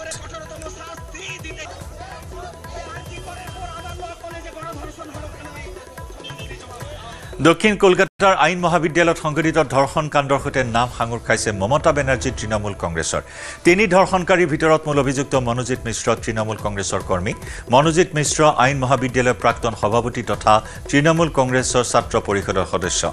বহু তৃণমূল কংগ্ৰেছৰ নেতাৰ সৈতে সম্পৰ্ক আছে মনোজিত মিশ্ৰৰ প্ৰাক্তন ছাত্ৰ মনোজিত মিশ্ৰই আলিপুৰ আদালতত প্ৰেক্টিছ কৰাৰ সমান্তৰালভাৱে দক্ষিণ কলকাতা আইন মহাবিদ্যালয়ৰ অস্থায়ী কৰ্মী হিচাপে চাকৰি কৰি আছিল বিগত প্ৰায় 6-7 মাহ ধৰি কলকাতা আইন মহাবিদ্যালয়ত অস্থায়ী কৰ্মচাৰী হিচাপে চাকৰি কৰি আছিল মনোজিত মিশ্ৰই ইফালে ধৰ্ষণৰ গোচৰত অভিযুক্ত হোৱাৰ পাছতে তৃণমূল কংগ্ৰেছৰ সৈতে সম্পৰ্ক নাই বুলিও প্ৰকাশ কৰিছে দলটোৱে তৃণমূল কংগ্ৰেছে তেওঁলোকৰ সদস্য নহয় বুলি দাবী কৰিলেও মনোজিত মিশ্ৰক দেখিবলৈ পোৱা হৈছিল একাধিক তৃণমূল কংগ্ৰেছৰ নেতাৰ সৈতে মমতা বেনাৰ্জী তৃণমূল কংগ্ৰেছৰ একাধিক হাই প্ৰফাইল নেতাৰ সৈতে সম্পৰ্ক আছে ধৰ্ষণকাৰী মনোজিত মিশ্ৰৰ মন্ত্ৰীৰ পৰা আৰম্ভ কৰি বিধায়কলৈকে মধুৰ সম্পৰ্ক আছিল ধৰ্ষণকাৰীৰ ছ'চিয়েল মিডিয়াত তৃণমূল কংগ্ৰেছৰ বহু নেতা মন্ত্ৰী বিধায়কৰ সৈতে ফটো দেখিবলৈ পোৱা হৈছে মনোজিত মিশ্ৰৰ ইফালে চিকিৎসা মহাবিদ্যালয় আইন মহাবিদ্যালয়ত পঢ়া ছাত্ৰীসকলৰ নিৰাপত্তা নোহোৱাৰ অভিযোগ উত্থাপন কৰিছে পশ্চিমবংগৰ বিৰোধী দলে প্ৰতিবাদত উত্তাল হৈছে সমগ্ৰ চহৰ সমগ্ৰ পশ্চিমবংগত এতিয়া প্ৰতিবাদৰ জোৱাৰ উঠিছে ৰাজ্যখনৰ আইন শৃংখলা পৰিস্থিতিক লৈ মুখ্যমন্ত্ৰীক প্ৰশ্ন উত্থাপন কৰিছে পশ্চিমবংগৰ জনতাই জানিব পৰা অনুসৰি বুধবাৰে দুপৰীয়াৰ ভাগত পৰীক্ষা কিছু কাম কৰিবৰ বাবে আইন মহাবিদ্যালয়ত উপস্থিত হৈছিল ভুক্তভোগী ছাত্ৰীগৰাকী কিছু সময়ৰ বাবে আইন মহাবিদ্যালয়ৰ ইউনিয়নৰ কোঠাত বিশ্ৰাম লৈছিলগৈ আৰু সেই সময়তেই আইন মহাবিদ্যালয়ৰ প্ৰাক্তন ছাত্ৰ তথা বৰ্তমানৰ অস্থায়ী কৰ্মচাৰী মনোজিত মিশ্ৰই মহাবিদ্যালয়খনৰ মূল প্ৰৱেশদ্বাৰৰ গেট বন্ধ কৰিবলৈ নিৰ্দেশ দিয়ে চকীদাৰক তেতিয়ালৈকে ছাত্ৰীগৰাকীক ইউনিয়নৰ কোঠাতে আবদ্ধ কৰি ৰাখে মনোজিত মিশ্ৰই সন্ধিয়া হোৱাৰ লগে লগে ছাত্ৰীগৰাকীৰ সৈতে শাৰীৰিক সম্পৰ্ক কৰিবলৈ ভাবুকি দিয়ে মনোজিতে ছাত্ৰীগৰাকীয়ে বাধা দিয়াত জোৰ জবৰদস্তি কৰে মনোজিত মিশ্ৰই কান্দি কান্দি ভুক্তভোগী ছাত্ৰীগৰাকীয়ে মনোজিত মিশ্ৰৰ ভৰিত ধৰি তাৰ পৰা যাবলৈ কাবৌকাকুতি কৰে তেওঁৰ এজন প্ৰেমিক আছে বুলি জনাই মনোজিত মিশ্ৰক তাৰ পাছতো ছাত্ৰীগৰাকীক বলপূৰ্বকভাৱে শাৰীৰিক সম্পৰ্ক কৰিবলৈ হেঁচা প্ৰয়োগ কৰে ছাত্ৰীগৰাকীৰ কথা শুনিবলৈ মান্তি নহয় ওলোটাই ছাত্ৰীগৰাকীৰ প্ৰেমিকক হত্যাৰ ভাবুকি দিয়ে মনোজিত মিশ্ৰই এই ঘটনা সংঘটিত হয় আইন মহাবিদ্যালয়খনৰ ছাত্ৰ ইউনিয়নৰ তলৰ মহলাৰ কাৰ্যালয়ত ছাত্ৰীগৰাকীয়ে শাৰীৰিক সম্পৰ্ক কৰিবলৈ অমান্তি হোৱাত প্ৰহাৰ কৰে মনোজিত মিশ্ৰই এই ঘটনা এই কাণ্ড কাৰখানা সেই সময়ত চাই আছিল উপস্থিত থকা আন দুজন তৃতীয় ষান্মাসিকৰ ছাত্ৰই নিশা প্ৰায় 10:50 ছাত্ৰীগৰাকীক তিনি পাখণ্ডই মিলি ধৰ্ষণ কৰে লগতে ছাত্ৰীগৰাকীক কৰা আক্ৰমণৰ দৃশ্য মোবাইলত বন্দী কৰি ৰাখিছিল আন দুই অভিযুক্তই ছাত্ৰীগৰাকীক ভাবুকি দিয়া হৈছিল এই কথা যদি কয় তেনেহলে ছ'চিয়েল মিডিয়াত ভাইৰেল কৰি দিব ভিডিঅ 2022 চনত দক্ষিণ কলকাতাৰ একেখন আইন মহাবিদ্যালয়ৰ পৰাই আইনত স্নাতক ডিগ্ৰী লাভ কৰিছিল পৰৱৰ্তী সময়ত আলিপুৰ আদালতত ক্ৰিমিনেল লয়াৰ হিচাপে প্ৰেক্টিছ কৰিছিল মনোজিতে সমান্তৰালভাৱে দক্ষিণ কলকাতা আইন মহাবিদ্যালয়ত অস্থায়ী কৰ্মচাৰী হিচাপে কাম কৰি আছে ছাত্ৰ হৈ থকা অৱস্থাত মনোজিত মিশ্ৰই একাধিক অপৰাধমূলক ঘটনাৰ সৈতেও জড়িত আছিল পশ্চিমবংগৰ বিজেপি নেতৃত্বই এই ঘটনাৰ কঠোৰ শাস্তিৰ দাবী জনাইছে মূল ধৰ্ষণকাৰী মনোজিত মিশ্ৰৰ তৃণমূল কংগ্ৰেছৰ বহু প্ৰভাৱশালী মন্ত্ৰী বিধায়কৰ সৈতে সম্পৰ্ক থকাৰো অভিযোগ আনিছে ধৰ্ম নিৰপেক্ষ হৈ থাকিব নোৱাৰে ভাৰতবৰ্ষত 5000 বছৰৰ পৰাই আধ্যাত্মিকতা আছে আৰু সেই আধ্যাত্মিকতাই আমাক শিকায় সৰ্বধৰ্ম সমভাৱ আমি নিৰপেক্ষ নহয় আমি সমান ভাৱ ৰাখোঁ সেইবাবে আমাৰ যিটো সেকুলাৰিজম সেয়া পশ্চিমীয়া দেশতকৈ বেলেগ ঠিক সেইধৰণে অৰ্থনৈতিকভাৱে আমি কেতিয়াও সমাজবাদী নহয় অৰ্থনৈতিকভাৱে গান্ধীজীয়ে ট্ৰাষ্টিশ্বিপৰ কথা কৈছিলে বিনুৱাভাৱে সৰ্বোদয়ৰ কথা কৈছিলে দীনদয়াল উপাধ্যায়ে অন্ত্যোদয়ৰ কথা কৈছিলে অৰ্থাৎ দৰিদ্ৰজনক সন্মুখলৈ লৈ অহা সমাজবাদৰ ধাৰণাটো ভাৰতৰ মাটি আৰু পানীত উপচা এটা ধাৰণা নহয় ইন্দিৰা গান্ধীয়ে ইমাৰ্জেঞ্চিৰ সময়ত 1976 চনত ধৰ্ম নিৰপেক্ষ আৰু সমাজবাদ শব্দ দুটা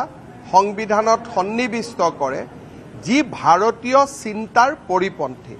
ভাৰতীয় সংবিধানৰ 14 নম্বৰ অনুচ্ছেদে ৰাষ্ট্ৰই কাকো পৃথকে পৃথকে চাব নোৱাৰিব বুলি উল্লেখ কৰি ধৰ্ম নিৰপেক্ষতাৰ এক বিশাল স্তম্ভ নিৰ্মাণ কৰি থৈ গৈছিল কিন্তু তাৰ পিছতো এই দুইটা শব্দৰ ব্যৱহাৰে আমাৰ দেশখনক পশ্চিমীয়া দেশৰ কাষলৈ ওচৰ চপাই লৈ গ'ল আৰু আমাৰ ৰাষ্ট্ৰৰ নিজৰ চিন্তাধাৰাৰ পৰা আমি আঁতৰি গ'লোঁ। সেইবাবে আমি কেন্দ্ৰীয় চৰকাৰক অনুৰোধ জনাম যে ভাৰতৰ সংবিধান যি ধৰণে অম্বেদকাৰ ডাঙৰীয়াই ৰচনা কৰিছিল, ডক্টৰ ৰাজেন্দ্ৰ প্ৰসাদৰ নেতৃত্বত যি ধৰণে সংবিধানখন গ্ৰহণ কৰা হৈছিল, সংবিধানৰ প্ৰস্তাৱনা তেনেকৈ থাকিব দিয়া উচিত। জৰুৰী অৱস্থাৰ সময়ত সংযোজিত শব্দ দুটা সংবিধানৰ পৰা বাদ দিয়াৰ সময় সমাগত।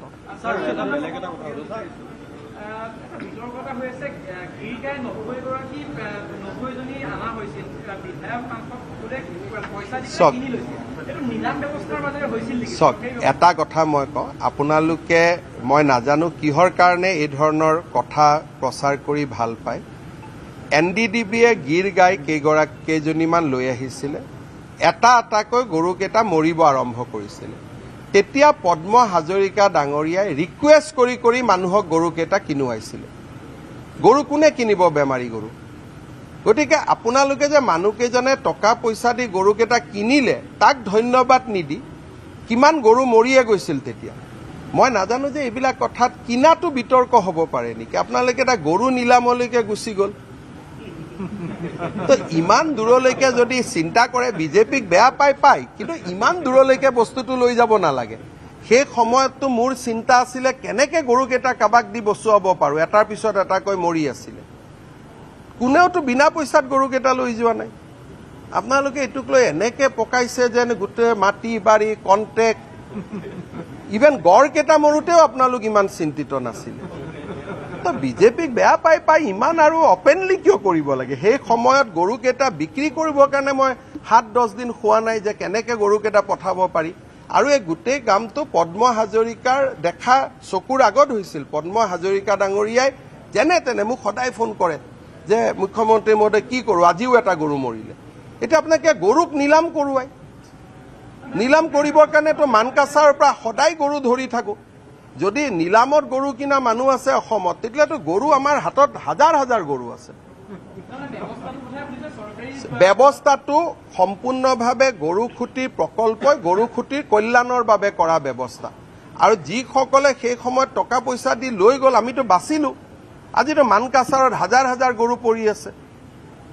আপোনালোকে বিচাৰে নেকি যে এইকেইটা আপোনালোকৰ যদি কোনোবা নিলামত কিনা মানুহ আছে কওক, নাম মই নিলামত দিয়াই দিওঁ। ইমানটোলৈকে কৰিব নাপায়। আৰু সেইকাৰণে আপোনালোকে মানুহক এনেকে সমালোচনা কৰে, এটা সময়ত মানুহক একদম চুকলৈকে ঠেলি দিয়ে। পাকিস্তানৰ কথাটোতো ইমান নাপাতে আপোনালোকে,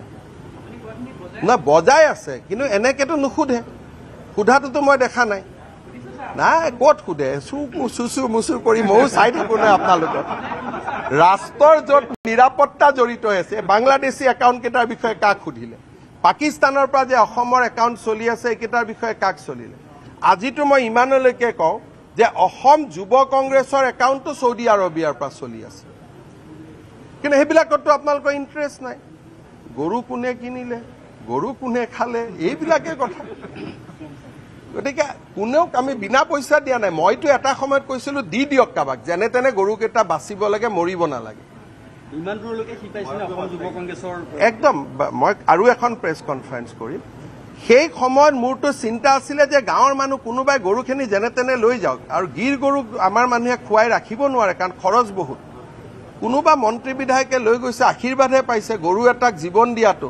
দুনিয়াৰ গৰু যে ধুবুৰীত কাটি মাৰি খালে, তাৰ কথাটো আলোচনা নহয়। আপোনালোকে গৰু খুঁটিৰ 30টা গৰুৰ কথা পাতিছে, ধুবুৰীত যে 1450টা গৰু কুৰবানী হৈ গ'ল, সেইটো কথাটো কোনেও পতা নাই। ক'ত পাতিলে? এইকেইটাতো চব চুৰি কৰি অনা গৰু আছিলে। এইকেইটাতো দেখা দেখি কিনা, সেইকেইটাতো চুৰি কৰি অনা। এই যে গৰু মাংসবিলাক লৈ গৈ যে নামঘৰ মন্দিৰৰ সন্মুখত ৰাখি আছে, এইটোতো আলোচনা কৰা নাই। বিজেপিক বেয়া পাই লাভ নাই। ইলেকশ্যনত বিজেপিয়ে জিকিব, ইমান এইবিলাক কৰি নোৱাৰে। নাই, গৰু কিনা কথাটো ৰাজনীতি হ'ব পাৰে নেকি কওকচোন? কিনা, আৰু লগত আপুনিয়ে কৈছিল যে ছাৰ কিনি লৈছে, দান লোৱা নাই। ব্যৱস্থাটো একেবাৰে গৰু আমি দান দিব ৰাজি আছো, কাৰণ ইমান গৰু ধৰি থাকো। কাবাক যদি গৰু লাগে মোক ক'লেই হ'ল, বাংলাদেশ সীমান্তত ইমান গৰু ধৰি থাকো, গৰু দি দিম। গতিকে গৰু দিয়াত কোনো আপত্তি নাই অসমত গৰুৱে গৰু ধৰি থাকক ল'ব মানুহ নাই ইজনক হাত ধৰো সিজনক হাত ধৰো সিজু গোচালাক দিল্লীৰ পৰা মাতি আনো যেনে তেনে গৰুকেইটা ৰাখক এটা যে মালিগাঁৱত যে যিমান কেইটা গোচালাত গৰু আছে এই গোটেই গৰুবোৰটো বিনা পইচাত দিয়া গৰু কিনাও নহয় অসমত গৰুটো দান দিয়া নিয়মে আছে যে গৰু এজন যেনে তেনে মানুহক গটাই দিয়ে যে গৰুটো লগ চলাওক এওঁলোকে যে কমসে কম পইচাটো দিছে এতিয়া আপুনি চাওক আমাৰ দদৰাত ইয়াত আছে যোৰহাটত আমাৰ গোশালা আছে তেওঁলোকে মোক ৰিকুৱেষ্ট কৰি থাকে যে ছাৰ আমাক টকা দিয়ক গৰুকেইটা বচাই ৰাখিবৰ কাৰণে তো গৰুটো দান দিয়াৰ পৰম্পৰা অসমত আছে যে গোশালাৰ আমি দি দিওঁ গৰুকেইটা যেনে তেনে বচাই ৰাখ পুলিচে গৰু ৰাখিব নোৱাৰেতো আমি গৰু গটাই দিওঁ গতিকে গৰু কিনিছে যে বিধায়ক কেইজনে মইতো বহুত ভাল পাইছো যে কিনিটো কমসে কম লৈ গৈছো মই কম আৰু কম যে মই এইটো কৈছো যে আপোনালোকৰ এই গৰু অমুক তমুকত ইমান ইণ্টাৰেষ্ট থাকে যিটো কথাই ৰাষ্ট্ৰ আৰু অসমৰ ভৱিষ্যত জড়িত সেইবিলাকত ইণ্টাৰেষ্ট কিয় কম থাকে ক'ত থাকে ভাই পেপাৰবিলাকতো ৰাতিপুৱা ময়ো পঢ়ো আপুনিও পঢ়ে নাই চেনেলবিলাক ময়ো পঢ়ো ৰাতিপুৱা পেপাৰবিলাক ময়ো চাওঁ কাটিং কেইটা ময়ো চাওঁ মইতো বুজি পাওঁ না কাট মাৰাটো দেখিলে মই বুজি পাওঁ কোনফালে কাট মাৰি দিছে আৰু আপোনালোকে আকৌ লিখিও নলয় ফেচবুকতো লিখা আৰম্ভ কৰে সাংবাদিকৰ এতিয়াতো পেপাৰখন কোনোবাই নপঢ়িব বুলি লগত ফেচবুকতো লিখে আৰু কালি প্ৰেছ ক্লাব এডিশ্যনে যে মালিকক একো ক'ব নোৱাৰে তেতিয়াহ'লে ৰিণিকীৰ কথাও নক'ব সেনেকুৱা হ'ব পাৰে নেকি মইতো কম ভাই মালিকৰ কথা খুব লিখিব ৰিণিকীৰ কথা লিখক জয়ন্ত বৰুৱাৰ কথা লিখক কি আছে সঞ্জীৱ নাৰায়ণৰ কথা লিখক এনকে লিখক কাৰণ মালিক বেলেগ সাংবাদিকে মালিকৰ কাৰণে কিয় গাত পাতি লৈছে সাংবাদিকসকল নমস্য কিন্তু মালিকক টানি নল'ব আৰে মালিকক নাটানিব মালিকসকলৰ কথা গেৰেণ্টি দিব যাওঁতে মালিকসকলৰ পিছফালে ইমান কাহিনী থাকে সাংবাদিকেতো নাজানে সাংবাদিক এজনেতো লিখিবহে আহে হা কাৰ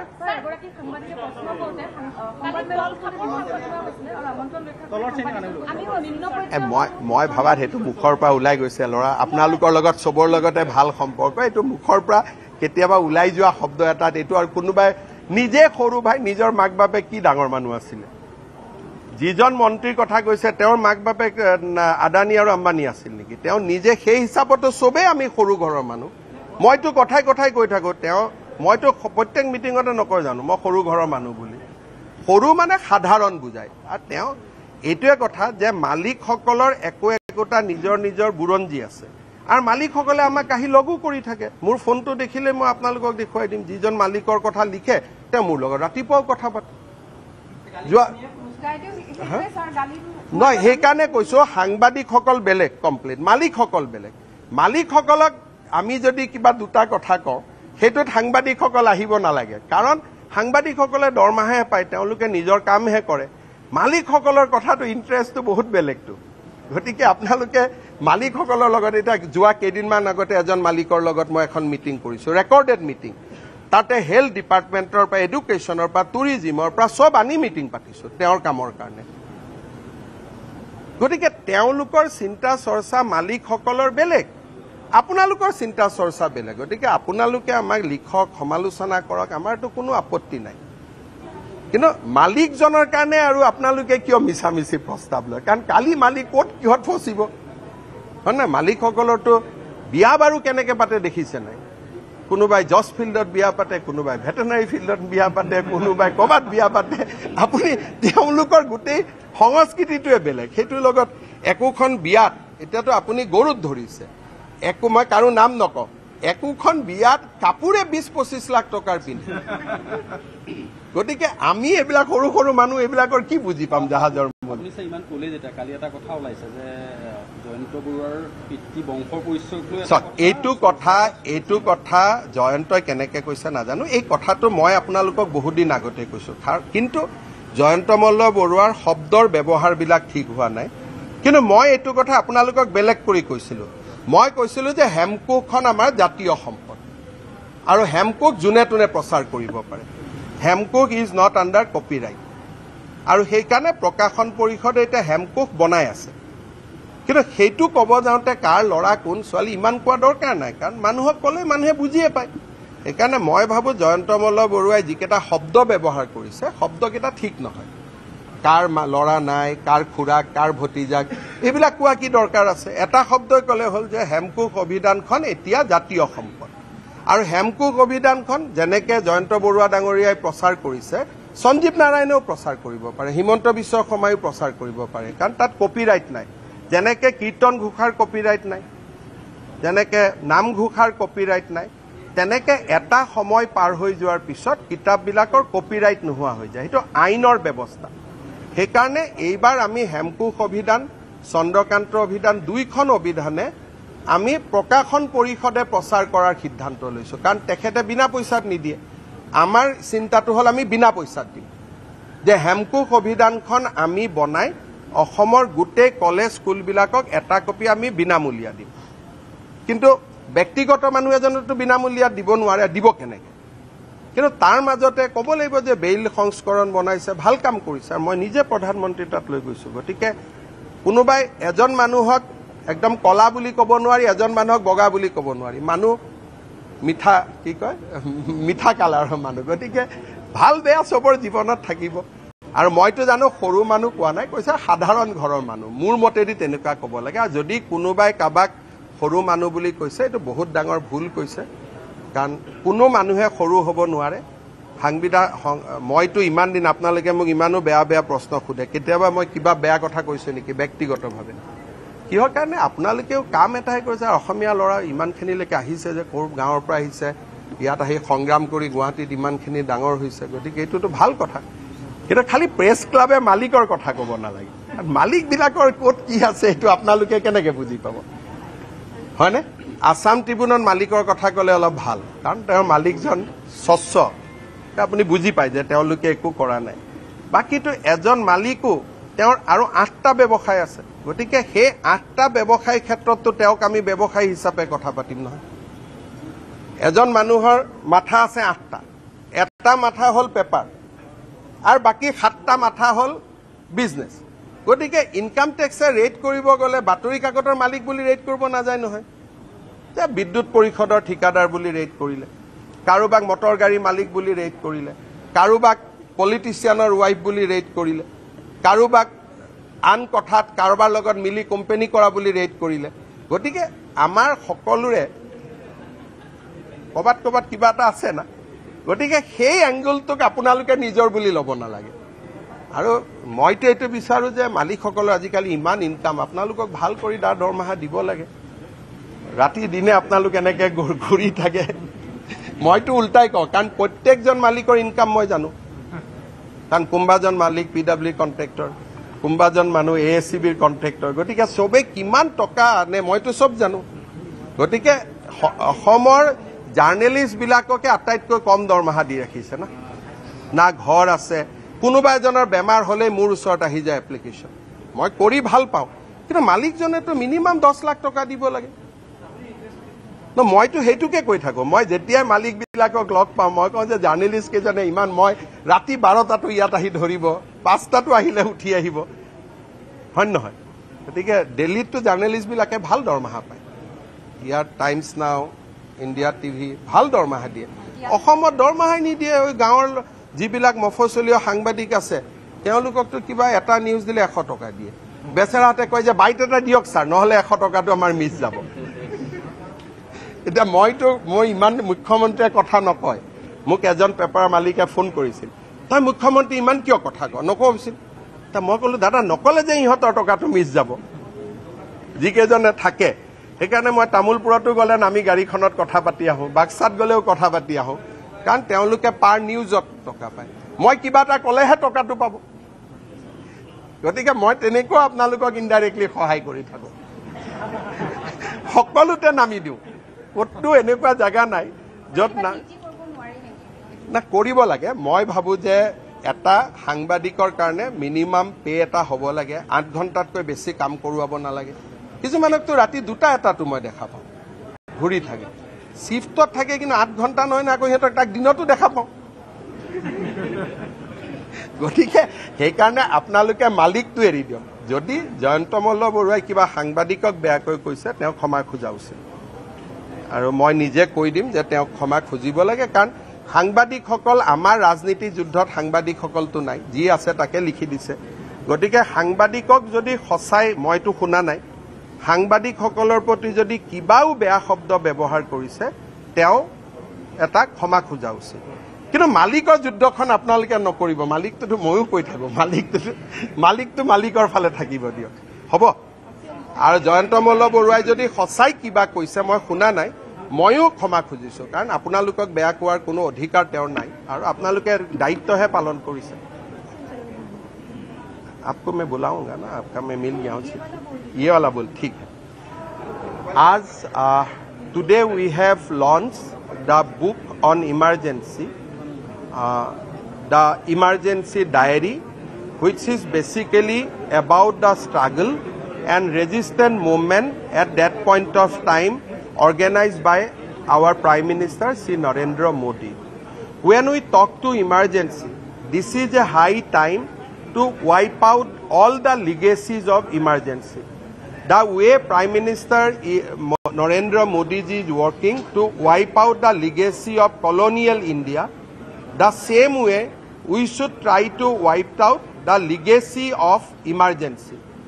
Two important legacy of the emergency is insertion of the word secularism and socialism in our constitution. I think the word secularism goes against the Sarva Dharma Samabhava, which is an Indian concept. Again, socialism is never our economic concept. Our concept was always Sarvodaya Antodaya. As such, I request Government of India to delete the two words which was inserted, which was not in the original constitution, but inserted later on by Prime Minister Indira Gandhi. The two words socialism and secularism should be dropped from our preamble of the constitution. You see, many people give credit to Prime Minister Indira Gandhi for creation of Bangladesh. But for the people of Assam, creation of Bangladesh was never a good news. Srimati Gandhi could have negotiated second neck at that point of time. She decided not to. Srimati Indira Gandhi could have asked the then Bangladeshi government to take back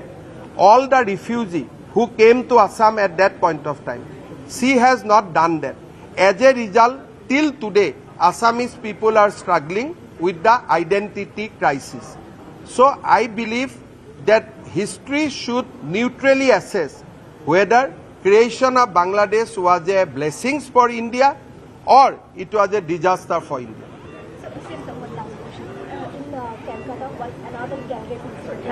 You don't ask me because I have not studied it. If I say without studied it, it's wrong. So Gorukhuti প্ৰকল্পই যোৱা 2 বছৰত লাহে লাহে লাভৰ মুখ দেখিছে আৰু গৰুখুটি প্ৰকল্পৰ বহুত মাটি এতিয়াও দখলত আছিল যোৱা সপ্তাহতো কিছু মানুহ উঠি গৈছে আৰু সেই প্ৰকল্পটো আমি ব্যৱসায়ৰ কাৰণে কৰা নাছিলো আমাৰ উদ্দেশ্য আছিল তাৰ পৰা এছাম মানুহক আমি পঠিয়াই দিব লাগে যিসা মানুহে সিপাজাৰ সমষ্টিৰ জনগাঁথনিটোক দুৰ্বল কৰি দিছিল ডেমোগ্ৰাফি পৰিৱৰ্তন কৰিছিল গতিকে প্ৰথম আমি সফল যে আমি মানুহখিনিক পঠিয়াই দিব পাৰিলো আৰু সিপাজাৰ সমষ্টিৰ ডেমোগ্ৰাফিটো আমি ৰেষ্টৰ কৰিব পাৰিলো দ্বিতীয়তে নাৰেংগী কুৰুৱা দলংখন হৈ যোৱাৰ লগে লগে গৰুখুটিৰ প্ৰত্যেক টুকুৰ মাটি বহুত মূল্যৱান হৈ পৰিব আৰু অসমীয়া মানুহৰ কল্যাণৰ কামত আমি মাটি দুখৰ ব্যৱহাৰ কৰিব পাৰিম 3 নম্বৰ যোৱা 2 বছৰত গৰুখুটিত চৰকাৰে যি টকা দি আছিল আমি লাহে লাহে কমাই আছো প্ৰকল্পটোৱে লাহে লাহে লাভৰ মুখ দেখিছে